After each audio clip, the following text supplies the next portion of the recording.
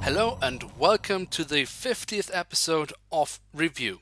In the last couple of months, you have been able to choose which aircraft we should take a look at in this 50th episode. And many of you took part in this vote, and thank you very much for that. And your decision was that we should take a look at the Dreamliner, the Boeing 787-8 from Thai. And that's of course what we will do in this episode. So let's jump right in. And if we start by taking a look at the box, we have the new design of Herpa with the Herpa red on the bottom.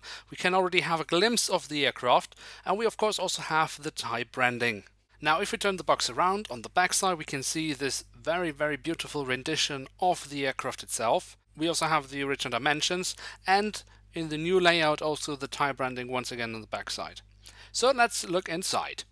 And here she is, the 787-8, the Dreamliner, in the current livery of Thai. Now Thai Airways, one of the founding members of Star Alliance, is in the middle of restructuring its fleet, basically fading out a lot of older aircraft and replacing them with newer generation aircraft. And one of those newer generation aircraft is of course the Boeing 787. Now the 787 is not really my favorite aircraft. I think the main reason for that is because I think it's completely overhyped. It's not overhyped by common people, but by Boeing itself. I had the chance to fly with the Dreamliner once, and although it was quite nice, it wasn't as much as it was made up to be. So I think that's why I'm a little bit more skeptical towards the plane. And of course there are, well, some major technical issues that the plane had. But that said, it is a really pretty plane. It looks really amazing. But let us now take a closer look at the aircraft.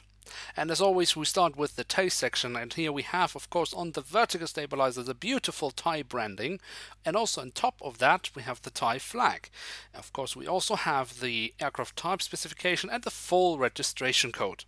Now if we move from the back of the aircraft all the way to the front, we can see along the fuselage the writing of Thai and the Thai branding. We of course also have the Star Alliance logo and the name of the aircraft. Now if we take a look at the cockpit windows, we can also see the window wipers, and from there we can nicely move to the engines, which look absolutely amazing. And we can see here on the nacelles the Rolls-Royce branding, and if we look into the engines we can also very nicely see the fan blades. And what we also have is of course the doors to the cargo compartment, which we can see here. Now something that I don't show very often separately or point out is the landing gear, but in this case, as actually quite often with Herpa Wings, they are made quite nicely. Now one of my favorite details of the aircraft, other than the engines, are the wings on this aircraft. I've always liked the shape of the wings on the 787, and if we take a closer look here on the upper side we can see the nice shape and also the full registration code.